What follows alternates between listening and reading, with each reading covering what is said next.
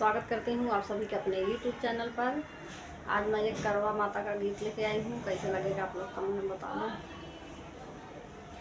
कहाँ से आवई करवा मैया हाथावा सिंघोराली है, हाथावा सिंघोराली है हो।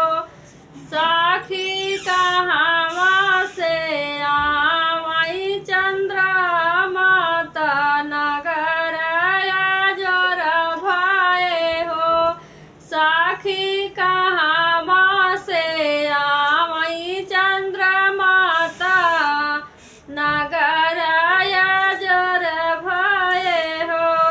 कैलाश से आवई करवा मैया हथवा सिंघोराली है, हथवा सिंघोराली है हो।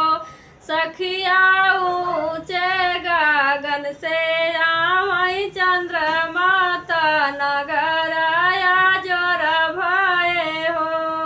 सखिया ऊंचे गगन से चंद्र माता नगर जोर भाए हो।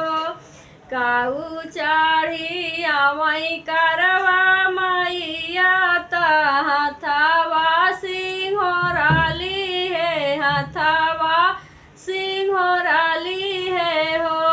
सखी हो काऊ चढ़ी आवई चंद्र माता नगर जोर भाए, नगर जोर भाए हो। लाला डोलिया चढ़ी आवई करवा मैया हथवा सिंघोराली है, हथवा सिंघोराली है हो। सखी रथ चढ़ी आवई चंद्र माता नगर जोर भाए, नगर जोर भाए हो। कहाँवा बैठवई करवा मैया हथवा सिंघोराली है, हथवा सिंघोराली है हो। सखी हो कहाँवा बैठावऊ चंद्र माता नगर जोर भाए, नगर जोर भाए हो। अंगना बैठवई करवा मैया हथवा सिंघोराली है, हथवा सिंघोराली है हो। सखी ऊंचे सिंहासन चंद्र माता नगर जोर भाए, नगर जोर भाए हो। काऊ लैके पूजबाई करवा मैया हथवा सिंघोराली है, हथवा सिंघोराली है हो। सखी हो काऊ लैके पूजबाई चंद्र माया जोर भाए हो। सखी हो काऊ लैके पूजबाई चंद्र माता जोर भाए हो।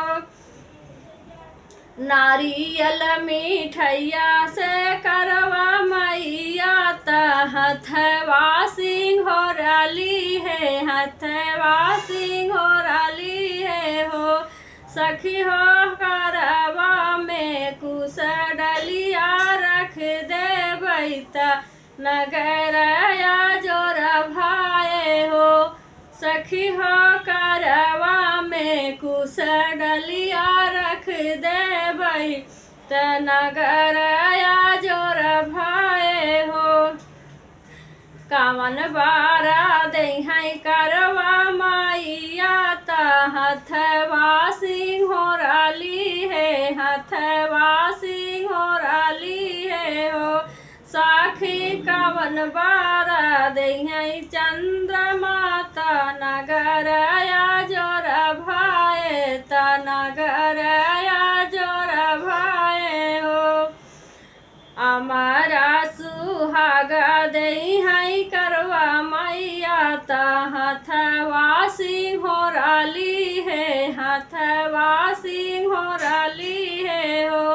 साखी दूध पूता दिहे न चंद्रमाता नगर जोर भाए नगर जोर भाए हो। साखी दूध पूता दिहे चंद्रमाता नगर